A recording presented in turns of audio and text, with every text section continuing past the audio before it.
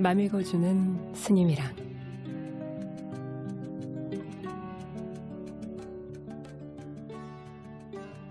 틱나탄 스님의 책 있죠?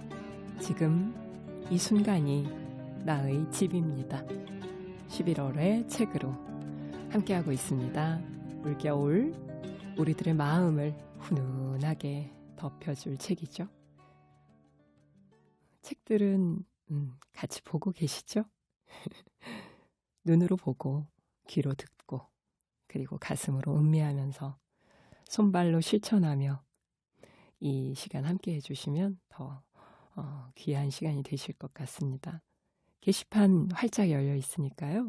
책을 듣다가 또 여러분 속에 지나가는 이야기들 그리고 여러분의 마음 공부 이야기들 같이 나눠주시면 더 따뜻해지지 않을까 싶습니다. 오늘은 어떤 이야기로 추운 가슴을 뜨끈하게 데펴주실지. 스님의 책, 지금 이 순간이 나의 집입니다. 그 첫 장 함께 열어봅니다.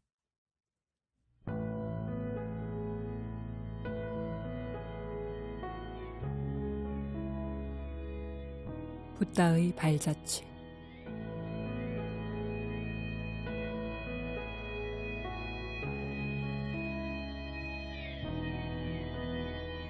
땅과 함께 그리고 지구별의 그 지역에 사는 사람들과 함께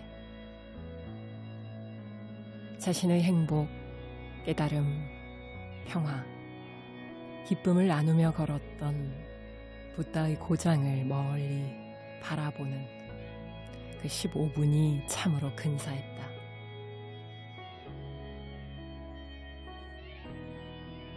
비행기에 앉아서 내려다보며 지금 여기에 현존하는 붓다를 느끼고 나는 눈물이 나려고 했다. 붓다의 발걸음을 세계의 다른 지역에도 옮겨놓기 위해서 나는 걷기 명상을 하리라고 맹세했다.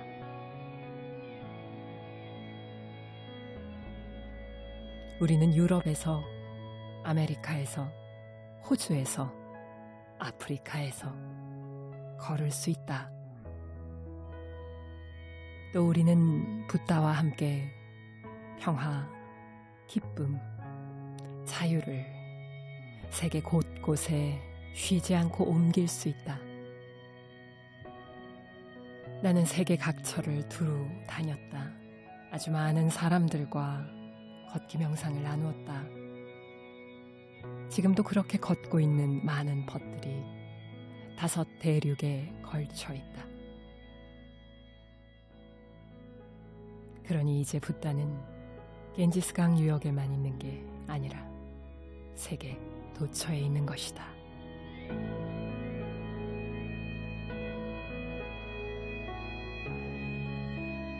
인도에 머물렀던 그때 나는 수리봉에 오를 기회가 있었다.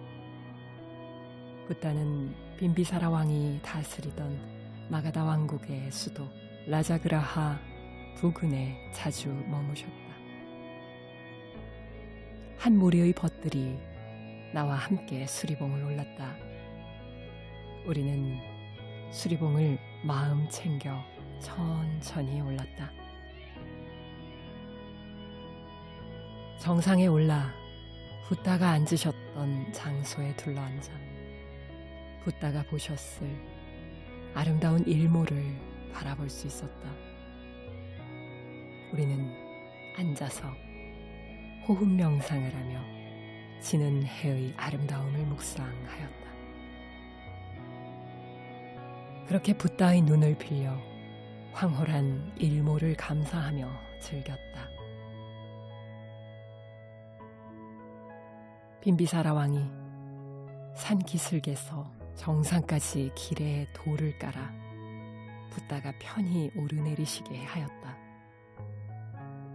그 돌이 아직 남아있다. 당신도 거기에 가면 그 돌길을 밟고 산을 오르며 바로 그 돌을 밟고 걸어가는 붓다의 모습을 그려볼 수 걸어갈 의무. 일렉시안의 연주곡 함께 들었습니다. 이 글은요, 틱나탄 스님께서 1968년 불교 평화사절단을 창설하기 위해서 파리로 향해 가던 중에 붓다가 깨달음을 얻으셨다는 장소, 즉 보드가야를 방문할 목적으로 잠시 인도에 들렀을 때 그 느낌을 적으신 글이에요. 그러고 보니 부처님께서 깨달음을 보드가야에서 얻으신 다음에 겐지스강, 바라나시, 라자그라 이쪽을 쭉 돌면서 북인도 전체를 걸어 다니시면서 가르침을 전하셨죠. 그중에 참 많은 시간을 머무셨던 장소가 바로 그 당시에 강대국이었던 마가다 왕국의 수도인 라자그라하 부근. 우리가 경전에 보면 왕사성이라고 등장하는 그 지명이죠. 거기에 있었던 왕이 바로 빈비사라 왕이었는데 독실한 불자로 부처님께 많은 공양을 올렸습니다. 자신이 꼭 부처님의 설법을 듣고 싶어서 서원을 세운 사람이죠. 왕자 시절부터.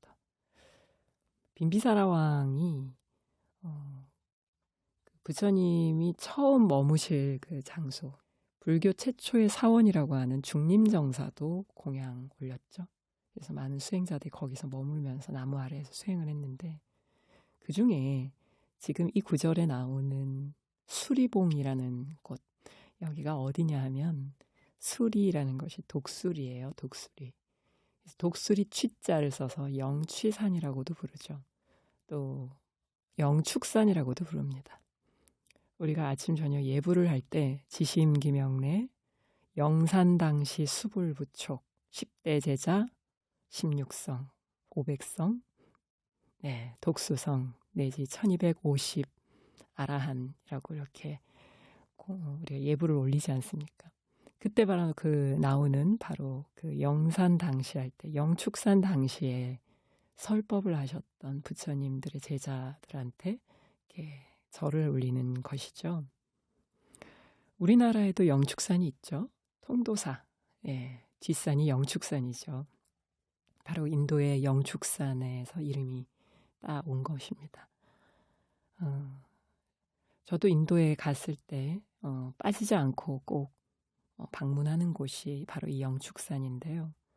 산 전체가 천년의 요새같이 둘러쳐져서 평야 중심의 인도 대륙에서 아주 반갑게 높은 이런 펼쳐진 산맥을 볼 수 있는 곳입니다. 이 영축산 그 향실에서 열애 향실에 앉으셔서 부처님께서는 굉장히 많은 경전들을 설법하셨어요. 법화경, 그 유명한 법화경, 그리고 열반경, 또 반야경을 여기서 설하셨거든요. 그만큼 좀 사랑하셨던 장소가 아닌가 싶습니다. 그 빈비사라 왕이 깔아주신 그 돌길을 따라서 그 마을로 내려오면은 부처님의 주치의였던 지바카라는 의사가 사는 망고공원도 있고 그 길을 이렇게 다니시면서 탁발을 하러 나가시고 하루에 한 번 그리고 돌아오셔서 선정에 들어 계시고 또 제자들을 위해 혹은 찾아온 사람들을 위해 그들의 고통을 소멸하는 감노수 같은 법문을 설해 주시고 그 길을 고요히 명상하며 걸으셨습니다. 그 길을 함께 걸었던 도반들의 그 심정 지금 곳곳에서 이 방송을 어쩌면 듣고 계실 텐데요. 어떠하십니까?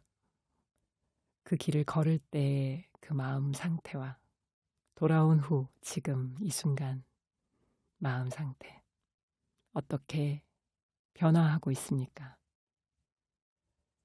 걷기 명상은 지금 여기 살고 있는 이 순간의 일상 속에서 하는 것입니다. 영축산이 지금 여기에 있습니다.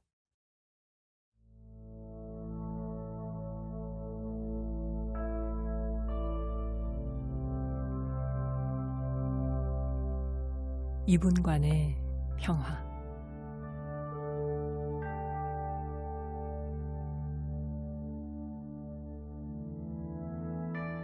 (1997년) 인도에 있을 때, 당시 인도 부통령이자 국회의장인 나란야난 씨를 만날 기회가 있었다. 우리는 함께 앉아서 어떻게 하면 국회의원들이 마음 챙김 수련으로 상대의 말을 깊이 듣고 다정한 말투로 토론할 수 있을지에 대한 이야기를 나누었다. 나는 모든 회의를 마음 챙겨 숨을 쉬는 것으로 시작하면 좋겠다고 말해주었다. 모든 사람들의 마음에 깨우침을 주기 위하여 몇 줄의 글을 읽는 것도 가능한 방법이다. 이를테면, 동료 의원 여러분, 우리를 뽑아준 유권자들을 우리가 친절하고 상대를 존중하는 말을 하고 서로 자기 생각을 말하기 전에 상대의 말을 신중히 듣고, 그래서 나라와 국민들에게 유익한 결정이 내려지기를 기대하고 있습니다. 라는 글을 함께 읽는 것이다. 이런 글을 읽는데 1분도 걸리지 않을 것이다. 나는 그에게 토론의 열기가 지나치게 뜨겁거나 의원들이 서로 비난을 하기 시작하면 누구든지 배를 울리고 모두에게 토론을 중단하고 1, 2분쯤 침묵할 것을 요구할 권리를 주면 어떻겠느냐고 말했다. 그 짧은 순간에 모두가 마음 챙겨 숨을 쉬며 자기를 진정시키자는 것이다.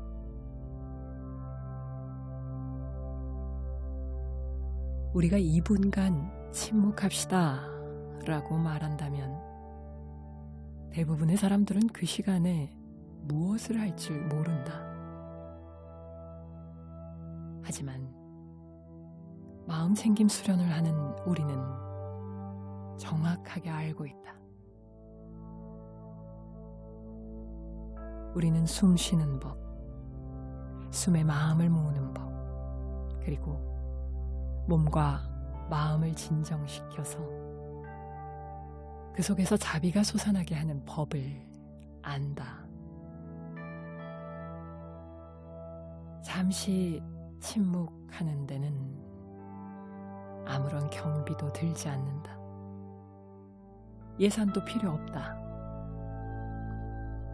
한순간의 침묵이 평화, 이해, 그리고 깨달음을 회복시켜준다.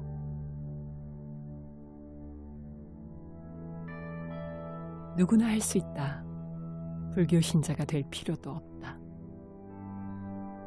이와 같은 비폭력 수련은 어느 나라, 어느 곳에서도 가능한 것이다.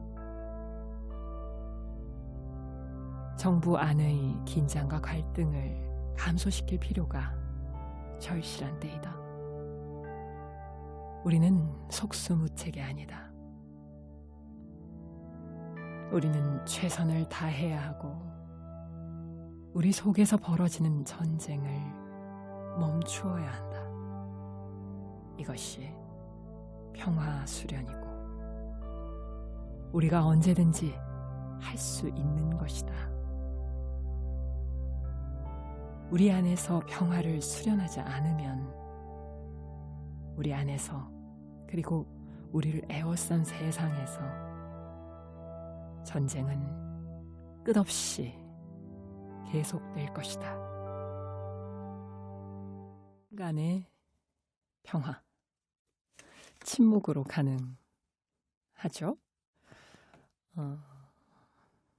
침묵한다는 게 참 이 시끄럽고 복잡한 세상 한가운데를 살면서 가끔씩 별로 길지도 않잖아요. 겨우 2분 동안 침묵하고 자신의 숨을 들숨 날숨 또렷이 알아차리는 연습. 이 순간 이 안에 평화와 행복과 그 모든 것이 다 들어있는 것입니다. 비폭력까지. 인도 국회의장을 만나서 제안하신 것 모르겠어요. 인도 국회에서 지금 그 이후로 1997년 이후로 스님의 이 제안을 받아들여서 정말 그렇게 하고 있는지 제가 확인을 좀 해봐야 될 것 같습니다만 우리나라 대한민국 국회의사당에 그래서 요거를 좀 적용해보면 우리가 이렇게 연일 만나는 뉴스에서 보는 그 엄청난 영상들이 쏟아져 나오지 않지 않을까 싶습니다. 그대 식구들 혹시 주변에 아는 국회의원 계시면 그 유권자라는 이 권위가 굉장히 크지 않습니까? 민주주의 사회에서. 뽑아달라고 오실 때는 막 고개를 엄청나게 숙이시면서 이렇게 악수를 청하잖아요. 그때 이 얘기를 좀 해주세요. 제가 라디오를 들으니까요. 스님이 이런 얘기를 하시는데 국회에서 이렇게 좀 하시죠. 네, 뽑히고 나서는 절대 말 안 듣거든요. 그러니까 뽑히기 전에 얘기하셔야 돼요. 저도 연말 되고 부처님 오신 날 되고 이러면 절에 국회의원들이 많이 오십니다. 이 얘기를 좀 따로 이렇게 인쇄해놨다가 드려야 될 것 같아요. 그래요. 우리의 삶 속에서도 얼마나 상대의 말을 신중히 잘 듣고 있는지, 그리고 나서 나의 표현을 하고 있는지, 차라리 그것이 잘 안 될 때는 침묵하고 기다리는 것이 낫다. 사유해 볼 지점인 것 같습니다.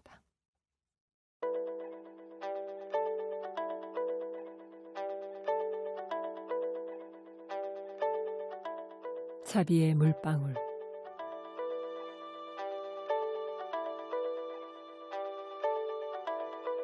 (2002년 11월) 나는 캘리포니아에 있었다.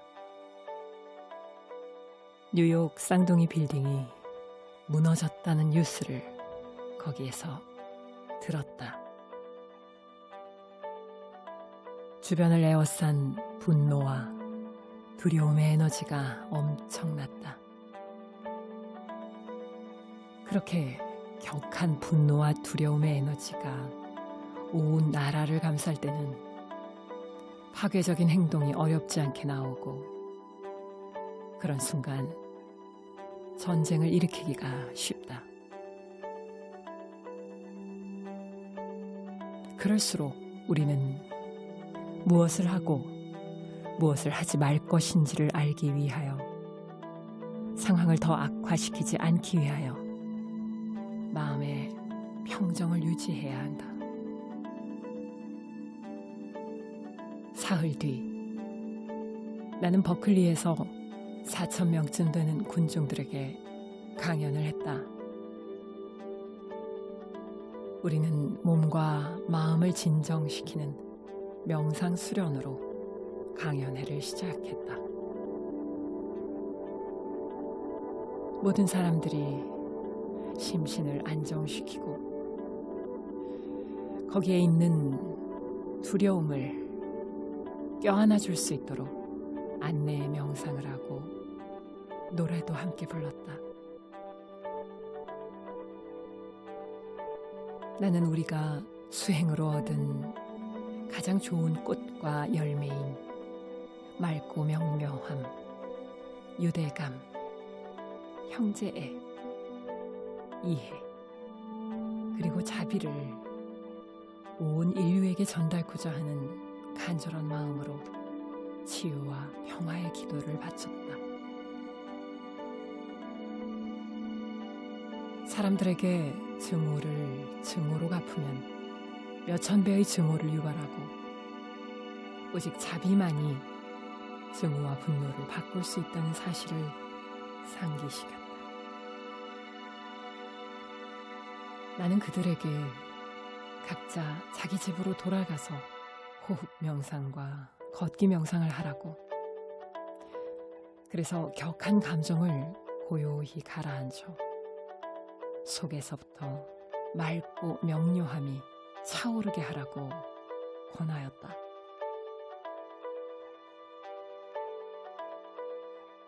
상대를 이해할 때만 우리 안에 자비심이 생겨난다. 우리 머리와 가슴에서 자비의 물방울이 떨어질 때, 그때 우리는 상황에 구체적인 반응을 할 수 있다. 우리의 개인 의식은 집단 의식을 반영한다. 우리는 이 사회와 세계의 증오와 폭력의 뿌리를 깊게 들여다보며 우리의 분노를 가라앉히는 수련을 지금 당장 할 수 있다. 아직 듣거나 이해하지 못한 것을 듣고 이해하기 위하여 자비심으로 귀 기울여 듣기 수련을 할 수 있는 것이다. 깊이 귀 기울여 듣고 볼 때 우리는 모든 나라들 사이에서 형제애의 에너지를 불러일으키게 된다. 이것이 모든 종교와 문화 전통의 가장 깊은 영적 유산이다. 이렇게 하여 전 세계에서 평화와 이해가 날로 자라는 것이다. 우리 가슴 속에 자비의 샘물이 흐르게 하는 것이 증오와 폭력에 대처하는 유일한 효과적인 방법이다.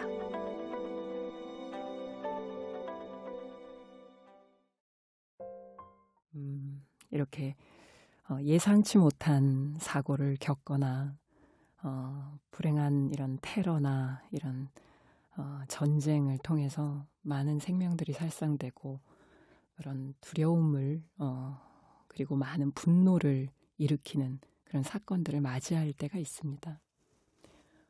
틱나탄 스님께서 책에 쓰신 2002년 11월에 캘리포니아에서 당신이 들은 그 사건, 정말 전 세계인들을 경악해 했던 사건이었죠. 뉴욕 쌍둥이 빌딩이 테러로 무너졌습니다. 그 당시에 그것을 지켜보는 사람들도 멀리 떨어져 있는 이 대한민국에서도 뉴스로 그 영상을 보는 것만으로도 굉장한 두려움과 또 분노가 일었는데, 그 바로 곁에 사는 사람들, 뉴요커들, 그리고 거기에서 사랑하는 사람들을 하루아침에 잃어버린 사람들의 심정은 어땠을까요? 말로 표현이 안 되죠. 온몸이 굳고 마비되고 그리고 모든 감각 느낌이 차단되는 그 트라우마의 전형적인 현상들이 일어났을 것입니다. 그렇게 되면요, 사람이 되게 쪼그라들어요. 존재가 쪼그라들면 바깥에 조그만 자극에도 소뚜껑 보고 놀란다 그러죠. 왜 거북이 뭐 보고 놀란 가슴 소뚜껑 보고 놀란다. 정말 이 상태처럼 뇌의 모든 이 기능들이 마비가 되면서 적당하게 바깥 자극에 따라서 이렇게 불이 들어오기도 하고 때로는 쉬어주기도 해야 되는데 늘 빨간불이 켜져 있는 상태로 살게 됩니다.